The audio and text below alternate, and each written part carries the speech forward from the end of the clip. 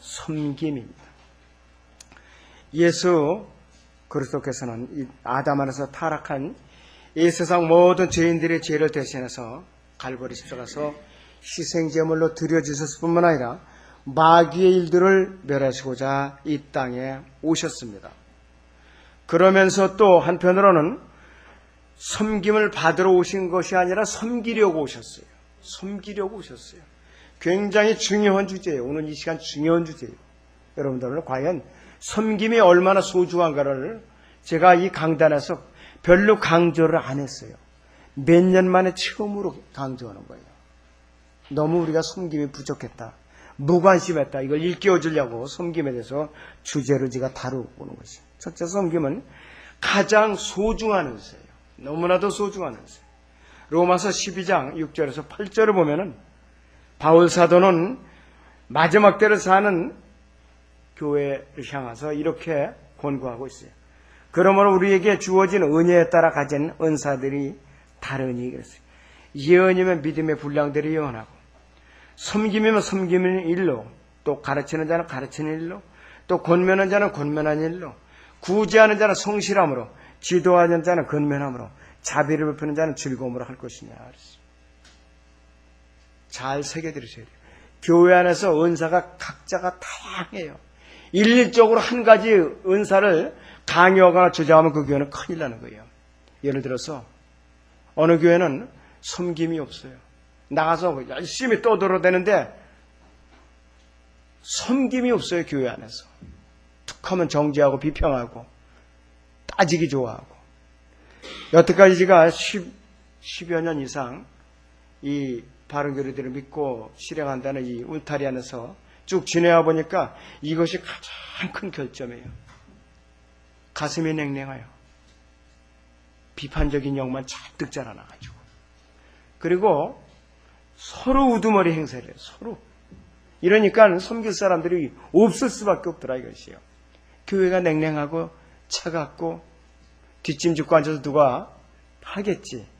이런 식으로 나가다 보니까 교회에 외부 사람들이 왔다가도 그냥 가게 돼 있더라고요. 가게 돼 있어요. 아무쪼록 여러분들이 이 시간을 통해서 각성을 해야 될 문제입니다. 구원받은 이후에 영적 성장과 더불어서 섬김의 생활이 조화를 이룰 때 그 교회는 활력이 있어요. 또 성도들 간에 새 힘을 얻을 수 있고 위로를 받을 수 있고 또 평강의 하나님께서 그 성도들 가운데 함께 하세요. 교회 분위기가 살아나죠. 살아난다 이것이. 자, 바울 사도는 자신의 섬김에 대해서, 섬김의 자세에 대해서 어떻게 고백하고 있는가? 로마서 15장을 잠깐 보시죠. 로마서 15장 31절에서 33절을 잠깐 보겠습니다.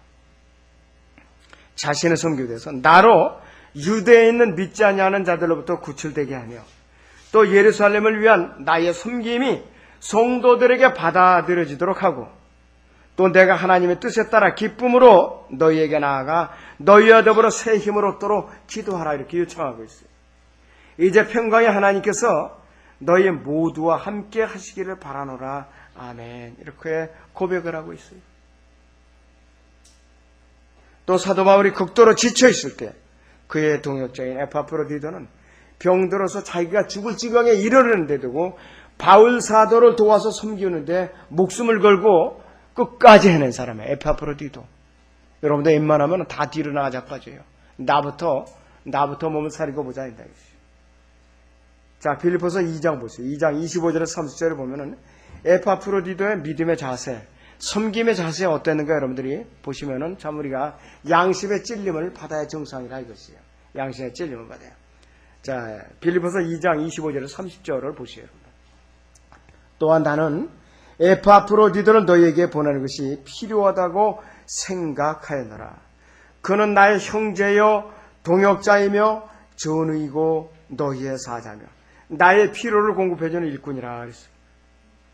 이는 그가 너희 모두를 그리워하고 또 그가 아프다는 것을 너희가 들었으므로 심히 근심하였음이라 그랬습니다.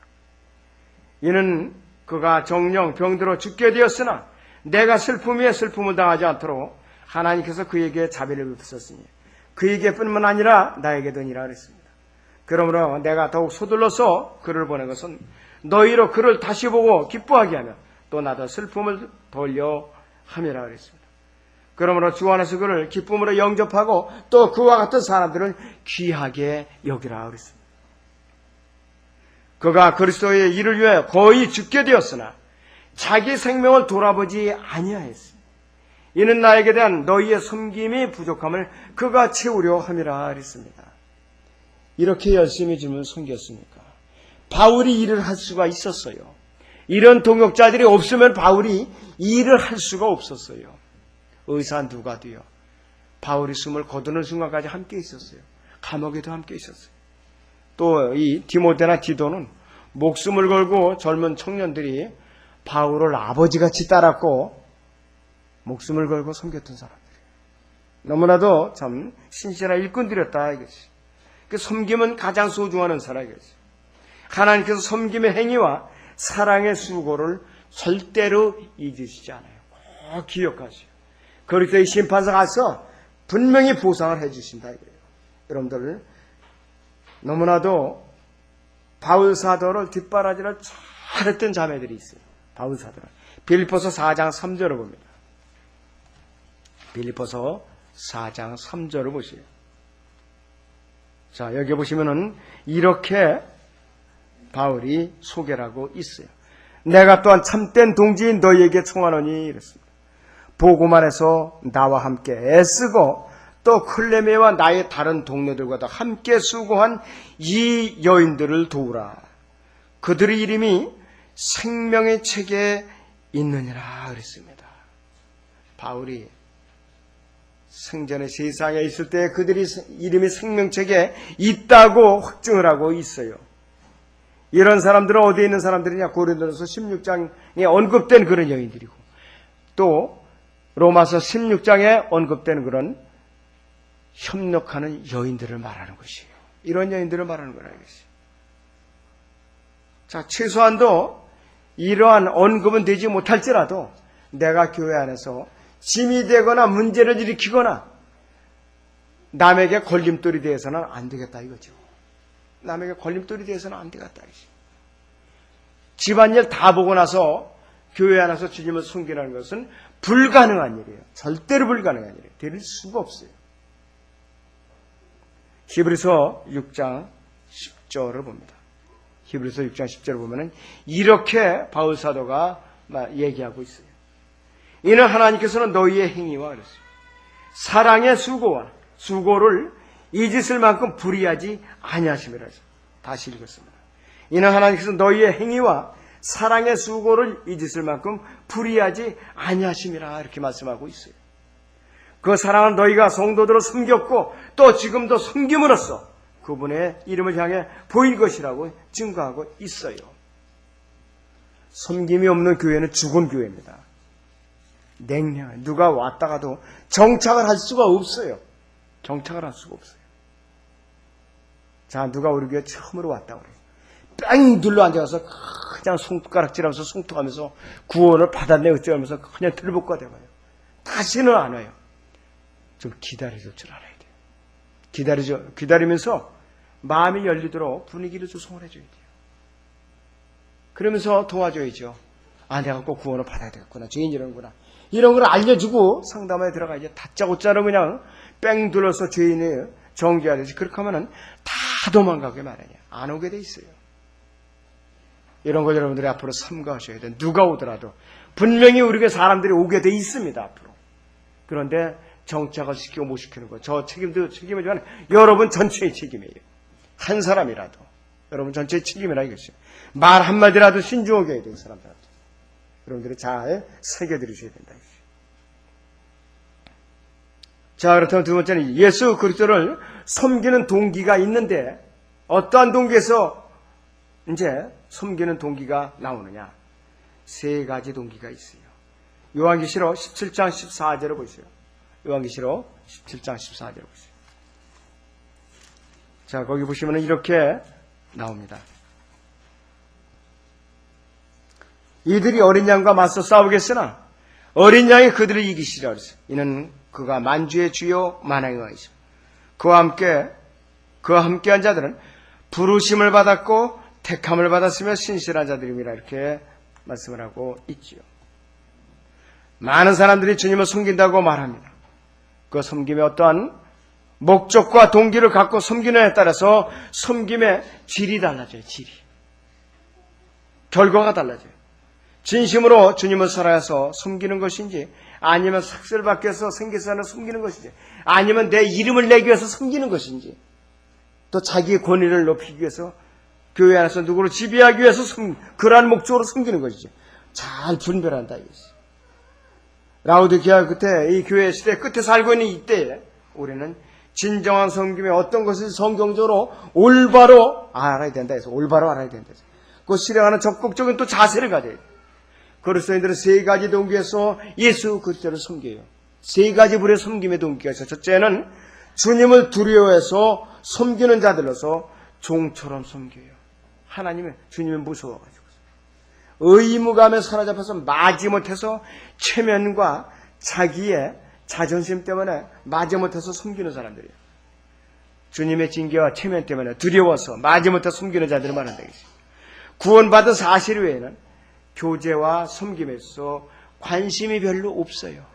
체면 때문에 섬긴다 이거지. 두려운 하나님을 생성하고 막연하게 잘 섬기면 상을 받으리라. 나도 언젠가는 상을 받겠지. 이런 막연한 기대를 갖고 마지못해 섬긴다 이거지. 여러분들 열문화의 비유를 생각을 해보세요. 어떤 사람은 한 문화를 받았는데 손수건을 쌓고 땅에다 묻어놓은 사람이 있어요.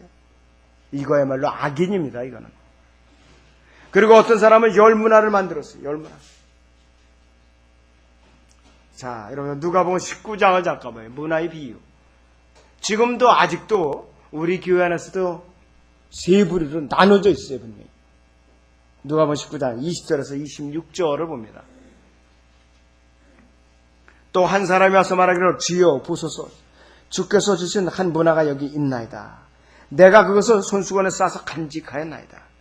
당신은 엄격한 분이시기에 내가 당신을 두려워하였습니다. 당신은 두지 않았던 것을 취하시고 또 심지 않았던 것을 거두시는 분이시니다라고 하니 주인이 그에게 말하기를 악한 종아 내 입에서 나오는 말로 내가 너를 심판하리라.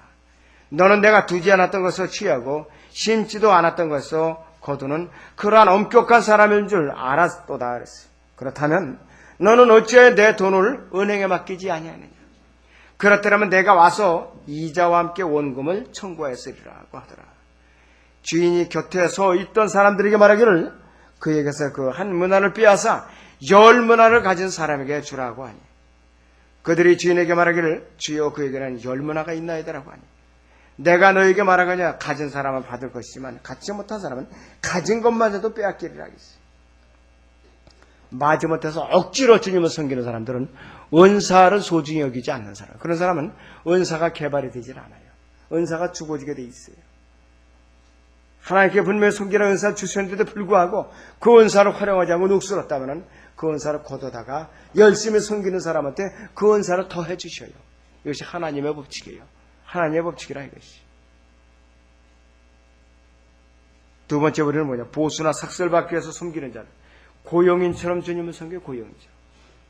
이들은 예수 그리스도를 진정으로 사랑하는 마음에서 섬기는 자들이 아니라 이것이. 생계유지 수단으로서 예수 그리스도 이름을 앞세워서 일하는 자들이에요. 박해를 받거나 고난을 당하거나 자기에게 불리하면 언제든지 주님께 등을 돌리고 양머리를 팽개치고 달아나는 사건 목자들을 대표하죠. 요한복음 10장 12절에서 13절을 보면은 사꾼은 목자가 아니요 그랬어요. 양들도 자기의 양들이 아니므로 이리가 오는 것을 보면 양들을 버려두고 도망치느니라. 그래야 이리가 양들을 채가고 흩어지게 하느니라 했어요. 사꾼이 도망치는 것은 그가 사꾼이기 때문입니다. 따라서 양에 대해서는 관심이 없느나 이렇게 말씀하고 있어요.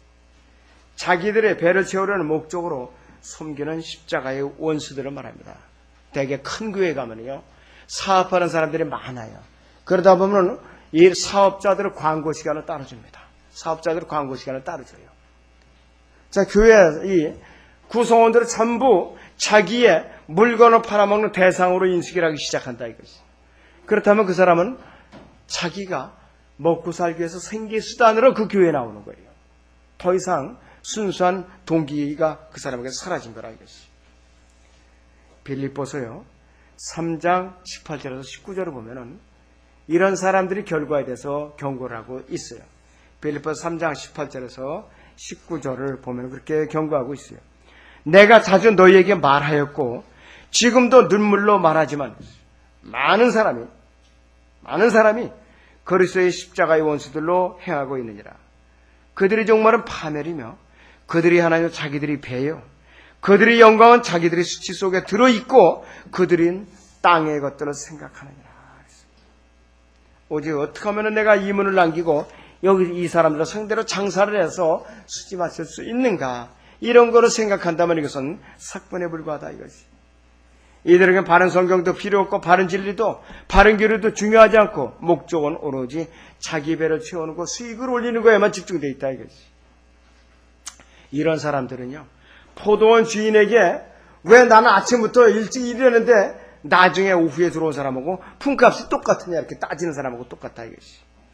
구원받은 사람은 많아도요 하나님의 일꾼으로서 신실하게 교회 안에서 예수 그리스도를 진정으로 섬기고 순종하는 사람이 많으냐, 극소수에 불과해요. 극소수에 불과하다 이것이. 세 번째는 주님은 사랑하기 때문에 진심에서 우러나와서 아들처럼 섬기는 사람을 말해요. 아들처럼. 사도 바울같이 진정으로 주님은 사랑하기 때문에 하나님의 아들로서 평생 자원해서 자발적으로 섬기는 사람을 말해요. 이런 사람이 세 번째 부류에 속한다 이것이. 바울이 마지막 고백을 볼까요? 바울이 마지막 고백. 디모데후서 4장 6절에서 8절을 봅니다. 디모데후서 4장 6절에서 8절을 보시랍니다. 자, 거기 보시면 이렇게 고백을 하고 있어요. 이렇게 자기 일생을 결산을 하고 있습니다. 디모데후서 4장 6절에서 8절을 봅니다. 내가 이미 제물로 드려질 준비가 되어 있고 떠날 때가 이르렀도다. 내가 선한 싸움을 싸우고 달려갈 길을 마치고 믿음을 지켰으니 그랬어요. 이후로는 나를 위하여 의의 면류관이 마련되어 있어. 의로운 재판에서 주께서 그날의 것을 내게 주실 것이며 또 나뿐만 아니라 그의 나타나시는 사모하는 모든 사람에게도 주실 것이라, 이렇게 자기의 일생에 대해서 결산을 하고 있어요. 과연 우리가 이렇게 자신있게 주님께서 오셨을 때에 결산복으로 드릴 준비를 하고 살고 있는가, 아니면은 대충 내 이 속을 위해서 거칠애로 주님을 섬기고 있는가 이것이. 언제든지 우리 바른 성경과 바른 진리와 바른 교리와 바른 섬김을 갈망하면서 바른 교리들을 믿고 실행하는 올바른 지옥교회를 택해서 그 지옥교회 안에서 열심히 주님을 섬기는 사람이야말로 주님께서 기뻐하시는 사람이라겠어요. 이런 사람들은 늘 재림에 대해 소망이 간절하죠. 지옥을 죄인들을 향해서 연민의 정을 갖고 복음을 꾸준히 전해요. 연약한 죄들을 씌워주고 시험에 빠지는 사람들을 갖다가 상담을 해서 일으켜 세워주죠. 그리고 지옥교회 안에서 언제든지 무엇이 필요한가 항상 염두에 두고, 다른 지체들이 무슨 필요가 있는가 염두에 두고 필요를 공급해 주려고 애쓰면서 섬기는 사람들이 세 번째 부류에 있는 사람들이라겠어요. 자, 그렇다면은 실제적으로 세 부류의 섬김이 있어요. 지옥교회 안에서 세 부류의 섬김이 있어요. 여러분은 12 제자들이 있어요. 물론 유다 이스카리ot은 제외가 되겠죠. 마띠아가 나중에 들어갔지만 일반적으로 이 사람들은 부름받은 사람들이에요. 베드로, 요한, 야고보는 또한 이 세 사람은 또 택함받은 사람. 나머지 사도 요한은 누구냐 이것이. 이 사도 요한은 그 중에서 완전히 신실한 사람으로 다시 분류가 돼요. 등급이 있더라고요. 보니까. 마태복음 13장 8절에 보니까 어떤 종은 어떤 씨는 좋은 땅에 떨어지니 그렇지. 어떤 것은 100배로, 어떤 것은 60배로, 어떤 것은 30배로 이렇게 열매를 맺느니라, 이렇게 말씀을 하고 있지요. 원으로 말하면 세 개의 원이 있는 거예요. 100배를 열매를 맺는 작은 원이 있고, 60배 열매를 맺는 원, 맨 가운데 언저리에 있는 그것은 30배의 열매에 그치는 그런 원에 속하는 무리가 있더라 이것이. 자, 요한계시록 17장 14절을 다시 봅니다. 요한계시록 17장 14절을 다시 보세요. 이들이 어린 양과 맞서 싸우겠으나 어린 양이 그들을 이기시리라 그랬어요. 이는 그가 만주의 주여 만왕의 왕이시며 그와 함께한 자들로부터 부르심을 받았고 택함을 받았으면 신실한 자들입니다. 세 불에 대해서 어떤 자들이 있는가? 첫째는 부르심을 받은 자들이에요. 모든 그리스도인들, 성령으로 거듭난 모든 그리스도인들은 일단은 부르심을 받은 부류 안에 속합니다. 모든 그리스도인이 예수 그리스도를 위해 부르심을 받았지만은 택함 받은 정도까지는 아니라 이것이죠. 자, 부르심을 받은 모든 사람이 신실하지는 않죠. 자, 12제자로 부르심을 받은 12제자들이 있는데 부르심을 받은 자들은 구원받은 평범한 이 그리스도인들을 상징하는 거라겠어요. 누구든지 거듭났다면 온전한 믿음을 분명히 갖고 있죠. 부르심을 또 받았고 어린 양의 피로써 구속을 받았고 성령으로 거듭났고 어린 양의 피로써 기도로서 사탄을 물리치죠. 그런데 30배의 열매를 거두는 그 부류에 속하는 거예요. 가장자리에 속한 자들. 그러나 이들은 자신의 삶의 우선순위가 대부분이 어떻게 해요? 자기중심적이에요. 주님중심적이 아니라 이겠어요. 늘 자신의 생각과 의지가 앞서서 나가는 사람들이에요. 주님의 일은 항상 뒤에다가 돼요. 자기가 이제 출석하고 있는 지역교회 중심이 아니라 자기 삶의 중심에 우선순위를 두는 사람이에요. 무슨 일이 있으면 자기 볼 일부터 먼저 봐요. 항상. 어떤 일이 있어도 자기 볼 일부터 먼저 보는 사람들이에요. 그래서 우리 교회 안에도 30배의 열매를 거두는 부류가 있다 이것이. 30배. 어떤 이유든지 1년 내내 이유가 계속 따라다니더라고요. 계속해서 마귀가 빌미를 줘요. 그렇게 이유를. 벗어날 수가 없어요. 그 울타리 벗어나지가 못한다 이것이에요. 바로. 자, 그런데 우리는 두 번째 부류를 보겠습니다. 택함을 받은 자들이 있어요. 베드로, 요한, 야고보는 이 세 사람은 60배의 결실을 거두는 그 서클에 속한다 이것이. 자, 이들은 분명히 택함을 받았지만은 자기들이 또 삶의 중심에 늘 교회 중심으로 살아요. 또 온전한 성김을 통해서 더 많은 열매를 거두고 하나님의 말씀과 예수 그리스도를 증거하는 그러한 삶을 사는 그리스도인들을 말한다 이것이에요. 60배의 열매를 거두는 부류에 속해요. 이들은 지역교회 중심으로 늘 교제를 온전하게 유지하는 사람들이에요. 그러나 죽기까지 신실하지는 못한 사람들이에요. 마지막 박해가 왔다면 거기서 뒤로 물러나는 사람들이에요. 자, 이 정도 수준까지 왔어도 굉장히 대단한 사람들이에요. 이 정도까지 왔어도. 세 번째는 신실한 자들. 사도 요한이 12제자 중에 신실한 자에 속한 사람이에요. 100배의 결실을 거두는 그리스도인을 상징해요. 사랑받는 제자이고 부르심을 받았고 택하심을 받았죠. 또 신실하고 예수 그리스도의 피로 구원을 받았고 말씀을 증거하고 죽기까지 자기 생명을 사랑하지 않는 부류라 이것이에요. 그럴 때는 많은 열매를 거둘 수밖에 없어요. 바울과 같은 사람의 섬김이 여기에 속합니다. 바울과 같은 사람. 또 판모섬으로 귀양 같던 사도 요한 같은 사람의 섬김이 여기에 속한다 이것이. 자, 그래서 교회사 2000년을 역사를 이제 쭉 추적해 보면 수많은 사람들이 피를 흘렸어요. 수많은 사람들이. 그런 사람들이 여기에 해당된다 이것이. 야고보서 1장 12절을 보죠. 야고보서 1장 12절을 보죠. 시험을 견뎌내는 자는 복이 있도다 이렇게 말씀하고 있습니다. 이는 그가 시련을 거친 후에 주께서 자기를 사랑하는 자들에게 약속하신 생명의 멸관을 받을 것이기 때문이라 이렇게 말씀을 하고 있습니다.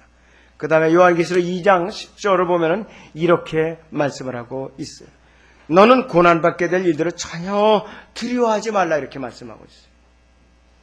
보라, 마귀가 너희 중 몇 사람을 감옥에 던져서 시련을 당하게 하리니 그러면 너희가 열흘 동안 환난을 받으리라. 죽기까지 신실하라. 그러면 내가 내게 생명의 면류관을 주리라고 말씀하고 있어요. 자신의 삶의 중심이 아니라 예수 그리스도를 중심으로 사는 사람들이에요. 개인적으로나 가정적으로나 사회생활이나 모든 조직생활 가운데 늘 예수 그리스도의 편에서 섬기고 어떠한 유혹이나 시험이나 박해를 당해도 예수 그리스도를 절대로 부인하지 않는 사람들. 자신의 물질적인 손해를 보더라도 자기의 이름에 또 이렇게 욕되는 그런 한이 있더라도 예수 그리스도를 절대로 부인하지 않는다. 지역교회를 중심으로 굳게 밀착된 삶을 사는 사람들이에요. 교회 중심으로 사는 사람들이라고 했어요. 나 자신보다는 먼저 교회를 생각하고 예수 그리스도를 삶의 중심에 모시고 사는 사람이라고 했어요. 자기 생명을 내걸고 사는, 자기 생명을 내걸고 사는 아주 신실한 그리스도인들이 이 신실한 자들에 속한다. 자, 여러분 부르심을 받았고 택함을 받았고 신실한 자가 세 부류가 있어요. 과연 내가 나의 현재 섬김이 과연 어느 부류에 속해 있는가? 부르심을 받은 것으로 만족할지, 택함 받은 것으로 만족할지, 신실한 자들 안에 들어와서 확실하게 내가 주님께 칭찬을 받을 때로 발견될지, 주님이 오실 때가 코앞에 다가오면 이때에 이 시점에서 내가 어느 부류에 속해 있다가 과연 주님을 맞이할 것인가? 여러분이 깊이 살펴볼 때가 됐어요. 살펴볼 때가 됐다 이거지. 자, 그래서 이 한 지역교회가 성경 지식으로 막 가득 차 있다고. 또 서로 자기를 내세우는데 가득 차 있다. 자기의 이름을 내기 위해서 서로 폼을 잡고 앉아있다면 어떻게 되겠느냐 이거지. 전혀 섬김을 위해서 행함이 없이 말로만 섬기는 회원들로 가득 차 있다면 바로 그 머리에서 소화되지 않은 그 지식으로 인해서 마귀가 사람들을 공격을 해갖고 그 교회를 분열시켜요. 이것이 지금까지의 제가 보아온 결론입니다. 바로 현실이에요. 이 성경을 붙들고 바른 성경 어쩌고 성경을 그렇게 암송하고 많은 사람들을 갖다 주님께 복음을 전했다고 많은 보고를 올려요. 그러나 이런 교회들이 왜 무너지고 왜 이렇게 무질서하느냐면 바로 섬김이 없기 때문에 그래요. 섬김. 이 섬김은 여러분들 결코 소홀히 여기서는 안 된다. 그래서 마귀는 바로 머리에 지식은 쌓이는데 소화되지 않는 사람들, 자기 이속을 먼저 챙기는 사람들이 있는 교회를 공격을 하는 것이에요. 웬만한 교회는 공격을 안 해요. 어차피 자기 편이니까 공격을 안 하는 것이에요. 그러나 뭔가 좀 싹수가 보이는 그런 교회를 골라서 공격을 하는 것이에요. 이런 교회를 공격한다 이것이에요. 그렇게 되지 않으면 여러분들이 끼어서 각성해야 돼요. 성경 지식과 믿음과 섬김의 행위가 균형을 이루어서 나가야 된다 이것이. 균형을 이루었어요. 자, 그래서 이 사도 바울은 지옥교회 안에서 발생되는 이러한 문제들을 풀어 헤쳐나갈 수 있는, 원만하게 해결할 수 있고 교회가 안정적으로 주님을 섬길 수 있는 해답을 제시하고 있어요. 자, 빌립보서 보죠. 빌립보서 4장 8절에서 9절을 보겠습니다. 빌립보 4장 8절에서 9절을 보겠습니다. 자, 빌립보서 4장 8절에서 9절을 봅니다.